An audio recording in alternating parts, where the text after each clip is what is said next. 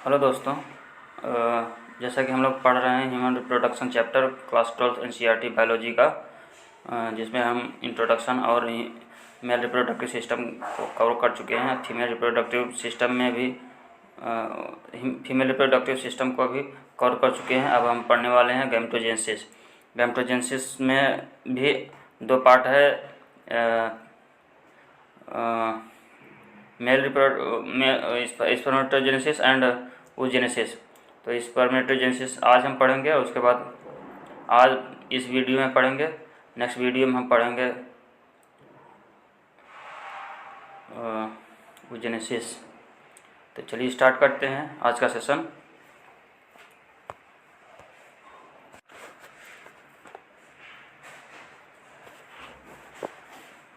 तो गैमेटोजेनेसिस के बारे में देखते हैं क्या लिखा है। द प्राइमरी सेक्स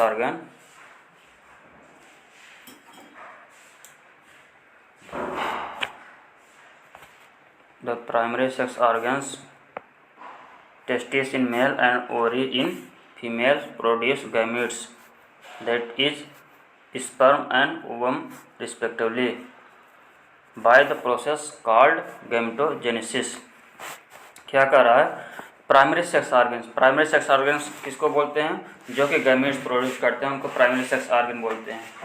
अब मेल में प्राइमरी सेक्स ऑर्गन क्या है? टेस्टिस। फीमेल में क्या है? ओवरी। अब टेस्टिस से स्पर्म बनेंगे और ओवरी से ओवम बनेंगे।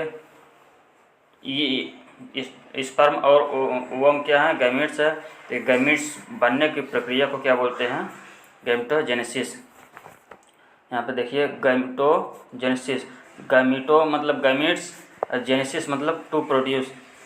तो गैमेट प्रोड्यूस करने की प्रोसेस को क्या बोलते हैं? गैमेटोजेनेसिस। अब मेल में गैमेटोजेनेसिस प्रोसेस को क्या बोलेंगे? स्पर्मेटोजेनेसिस। और फीमेल में क्या बोलेंगे? oogenesis। स्पर्मेटोजेनेसिस क्यों बोलेंगे? क्योंकि फॉर्मेशन ऑफ स्पर्म हो रहा है यहाँ पर मेल में। और फीमेल में क्या होगा? फीमेल में ओवम का फॉर्मेशन हो रहा है, इसलिए उसको बोलते हैं oogenesis। मेल में गैमेटोजेनेसिस की प्रोसेस को क्या बोलते हैं? स्पर्मेटोजेनेसिस। फीमेल में क्या बोलेंगे? oogenesis। अब समझ में आया? आगे देखते हैं। In testis the immature male germ cells, जिनको हम बोल रहे हैं spermatogonia, produce sperms by spermatogenesis that begins at puberty. क्या लिखा है?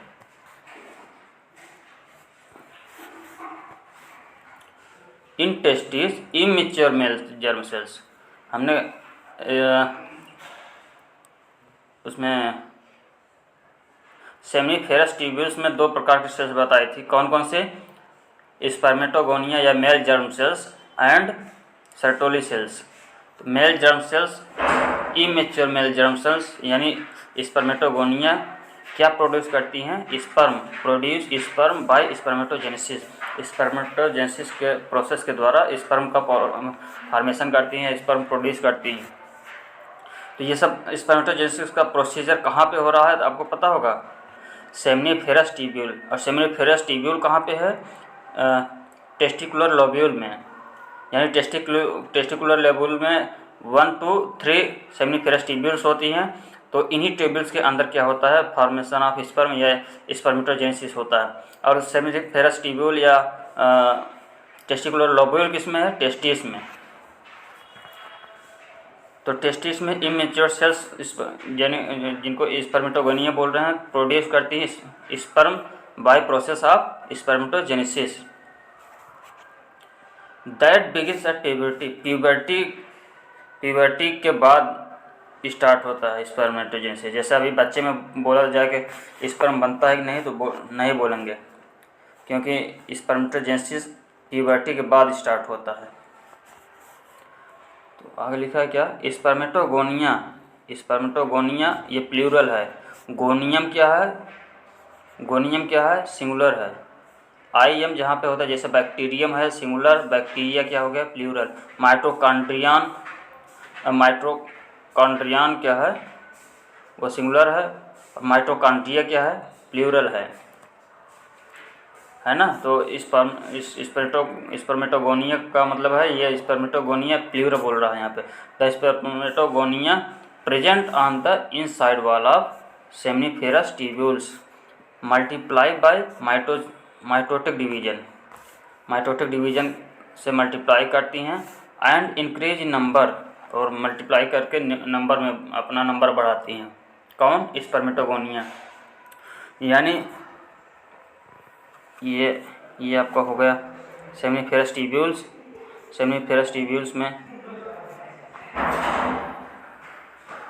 ये हो गई मान लो स्पर्मेटोगोनिया सेल्स, ये स्पर्मेटोगोनिया सेल्स हो गई।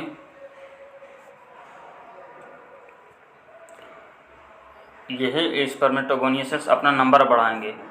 नंबर बढ़ाने के लिए कौन सा डिवीजन करती हैं? Mitosis division. तो माइटोसिस डिवीजन करके स्पर्मेटोगोनिया सेमनीफेरस ट्यूब्यूल के अंदर अपना नंबर बढ़ाती हैं, मल्टीप्लाई करती हैं। उसके बाद क्या लिखा है?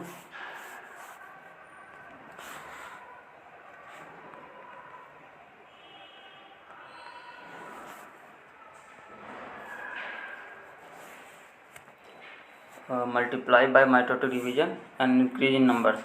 Each spermatogonium is diploid. क्या है? स्पर्मेटोगोनियम की प्लॉयडी लेवल क्या है? डिप्लॉयड।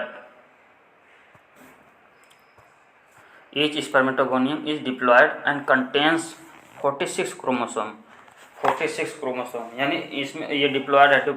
डिप्लॉयड या मोनोप्लॉयड या हैप्लॉयड का मतलब क्या है? डिप्लॉयड का मतलब है कि 2 सेट्स ऑफ क्रोमोसोम होते हैं। अब सेट का मतलब क्या है? जैसे 46 क्रोमोसोम है, 46 क्रोमोसोम में 23 का ग्रुप होता है। 23 ग्रुप 23 क्रोमोसोम मिल के एक सेट बनाते हैं, और अगला 23 सेट मिला के दूसरा सेट बनाते हैं। तो जब 23 क्रोमोसोम होगा यानी एक सेट होगा तो उसको हैप्लॉयड बोलेंगे। अब इन्हीं सभी 23 क्रोमोसोम की एक कॉपी अगर मिल जाएगी साथ में, यानी 23 और 23 मिला के कितना होगा? 40। यानी जब 2 सेट हो जाएगा, यानी 23 के 2 सेट हो जाएंगे तो उसको बोलेंगे डिप्लॉयड। समझ में आया? हैप्लॉयड को बोलते हैं, डिप्लॉयड को बोलते हैं। डिप्लॉयड इसलिए बोलते हैं, जैसे मान लीजिए ये आपका ये सेल है,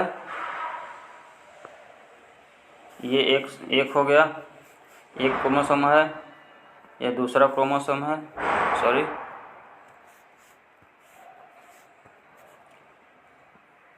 ये दूसरा क्रोमोसोम है। ये आपका एक सेट हो गया। ये क्या है? ये आपका एक सेट हो गया। और मान लीजिए इसी में एक यही वाला क्रोमोसोम की कॉपी एक और है, और इसकी कॉपी ये है। तो यहाँ पे 2 सेट बन रहे हैं। कौन कौन से?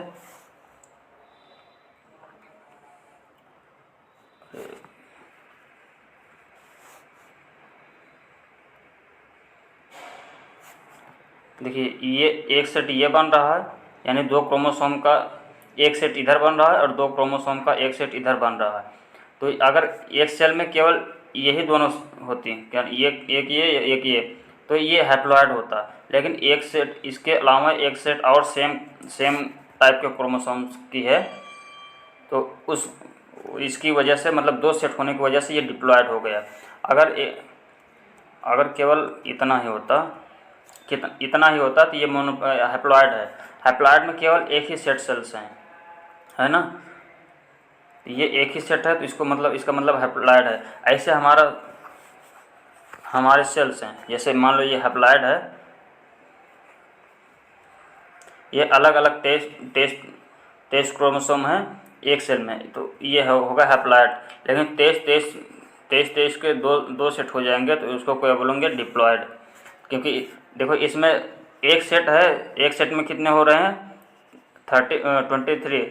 23 क्रोमोसोम एक सेट में है, तो एक ही सेट पाया जाएगा तो हैप्लॉयड होगा, और 2 सेट पाया जाएगा 23 का, उसको क्या बोलेंगे? डिप्लॉयड। समझ में आ गया? तो हैप्लॉयड और डिप्लॉयड में समझ में आ गया, गलती नहीं होनी चाहिए। तो ये क्या लिखा है, ईच स्पर्मेटोगोनियम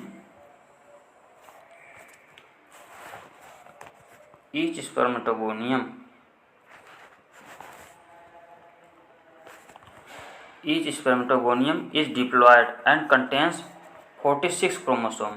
समझ में आया। स्पर्मेटोगोनियम मतलब male germ cells, seminiferous tubules में दोनों सेल्स पाई जाती हैं, सर्टोली सेल और स्पर्मेटोगोनियम। तो यही स्पर्मेटोगोनियम क्या है, डिप्लॉयड है। अब मैं एक सवाल पूछूं, सर्टोली सेल्स की प्लॉयडी लेवल क्या होगी, हैप्लॉयड होगा डिप्लॉयड। अब जैसा कि आप जानते हैं कि जो भी बॉडी की हर सेल डिप्लॉयड होती है, एक्सेप्ट केवल गैमेट्स या गैमेट्स बनाने वाली सेल्स भी स्टार्टिंग में डिप्लॉयड ही होते हैं, लेकिन बाद में मियोसिस डिवीजन जब होता है तब वो हैप्लॉयड हो जाती है। अभी दिखाया जाएगा, अभी हम देखेंगे कि डिप्लॉयड कब होगा, हैप्लॉयड कब होगा। लेकिन जिससे बना जा रहा है वो अगर डिप्लॉयड ऑर्गेनिज्म है तो स्टार्टिंग में डिप्लॉयड आएगा। जैसे इसमें ईच स्पर्मेटोगोनियम इज डिप्लॉयड, अब ये बनाए कि बाद में माइटोटिक डिवीजन करके गैमेट बनाएगी, स्पर्म बनाएगी, लेकिन अभी ये डिप्लॉयड है। अब डिप्लॉयड होने की वजह से इसमें होगा मियोटिक डिवीजन। चलिए आगे देखते हैं। Each spermatogonium is diploid and contains 46 chromosome, यानी स्पर्मेटोगोनियम में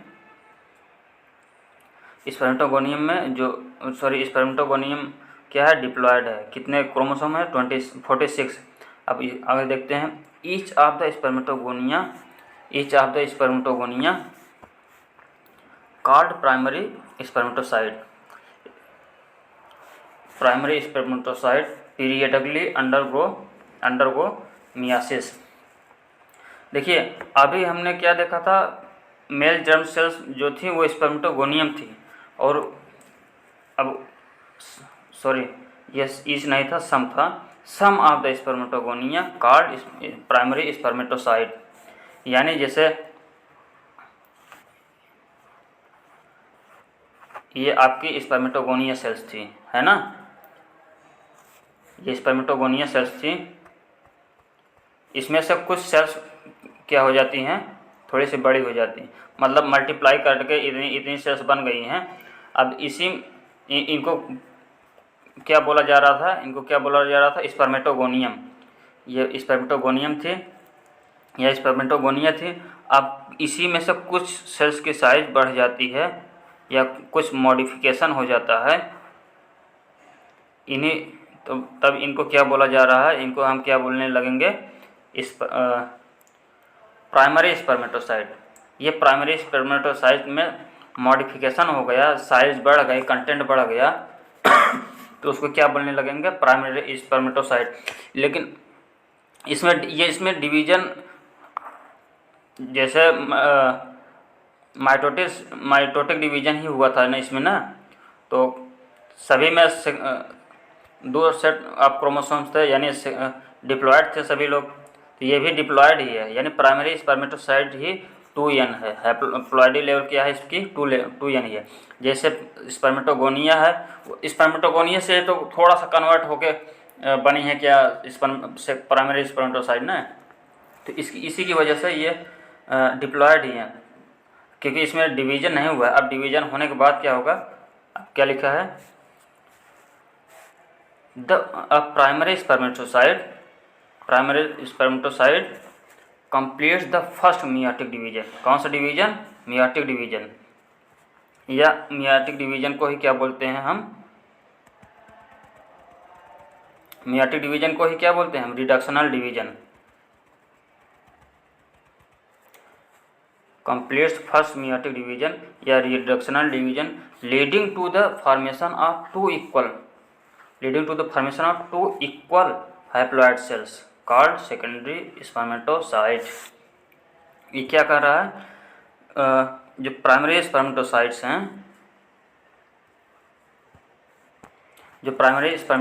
हैं अपना फर्स्ट मियोटिक डिवीजन करती हैं, कंप्लीट करती हैं। क्या, फर्स्ट मियोटिक डिवीजन को क्या हम बोलते हैं, रिडक्शनल डिवीजन। जब प्राइमरी स्पर्मेटोसाइट में फर्स्ट मियोटिक डिवीजन होता है। मियोटिक डिवीजन में दो पार्ट होते हैं, फर्स्ट मियासिस फर्स्ट और मियासिस सेकेंड। मियासिस फर्स्ट जो होता है वो रिडक्शनल डिवीजन होता है। रिडक्शनल क्यों बोलते हैं? क्योंकि इसमें क्रोमोसोम की संख्या आधी हो जाती है, यानी इस प्राइमरी स्पर्मेटोसाइट्स में, या प्राइमरी स्पर्मेटोसाइट्स थी, इसमें 2n है, 2n क्रोमोसोम है। 2n मतलब 46 थी। अब इसमें मियासिस फर्स्ट हुआ, यानी मियोटिक डिवीजन फर्स्ट हुआ, तो इसमें इक्वल साइज की क्या है, इक्वल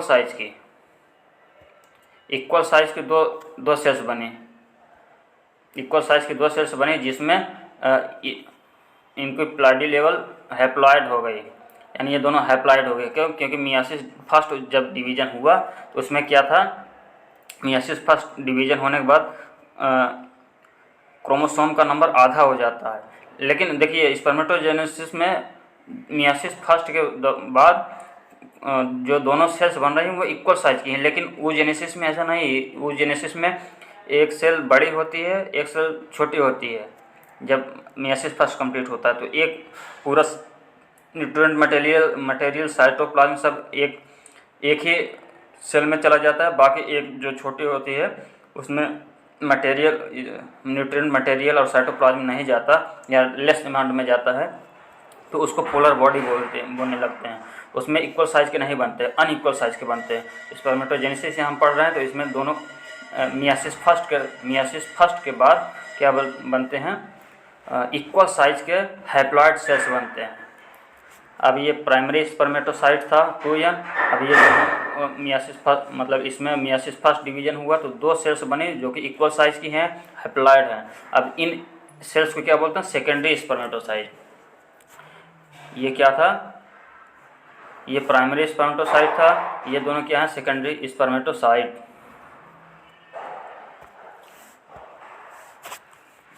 अब ये primary spermatocyte completes the first meiotic division या reductional division leading to the formation of two equal haploid cells.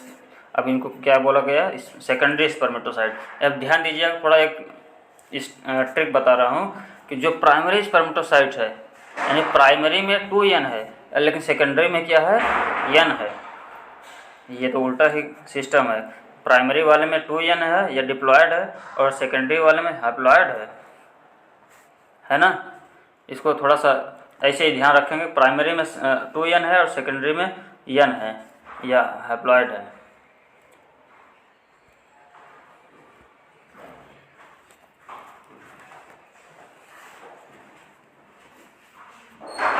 अब देखते हैं आगे।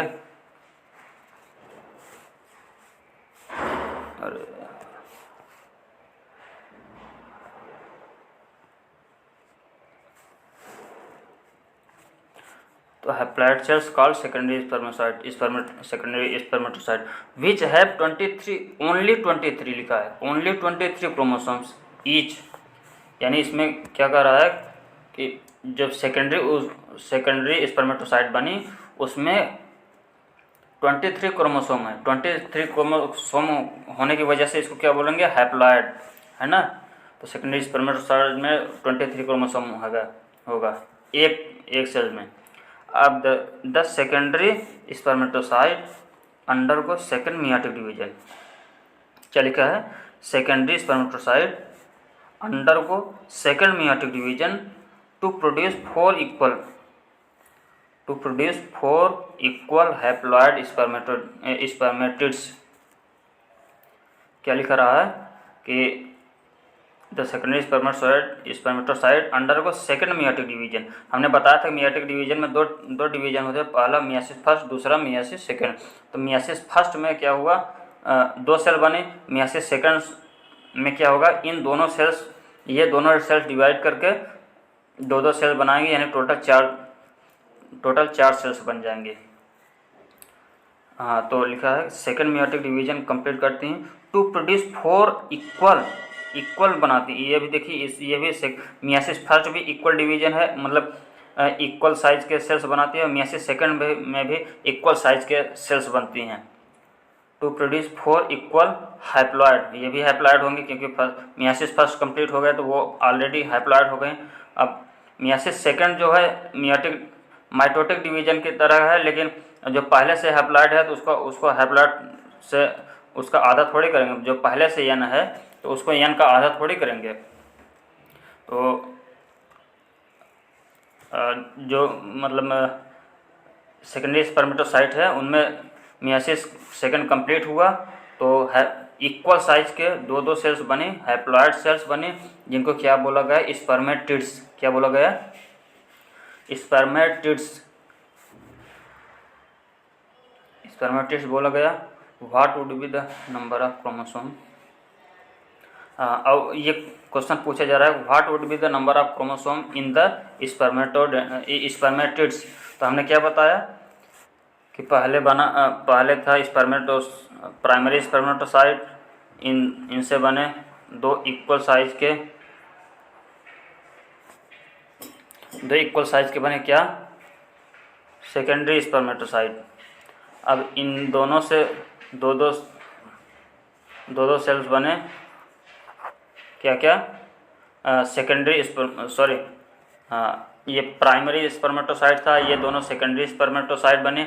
अब सेकेंडरी स्पर्मेटोसाइट में डिवीजन हुआ तो क्या क्या बने, स्पर्मेटिड्स जो होता है, ये एन था, ये 2n था, यानी 2n से n बना, तो ये भी चारों क्या होंगे, n यानी हैप्लॉइड। समझ में आया? तो यही क्वेश्चन पूछेगा, what would be the number of chromosome in spermatids. तो क्या बताएंगे, 23, है ना। तो ये गैमेटोजेनेसिस का प्रोसीजर हो रहा है। मियासिस डिवीजन के लास्ट में क्या बनते हैं, हैप्लॉइड सेल्स बनती हैं। तो ये भी हैप्लॉइड है स्पर्मेटिड्स।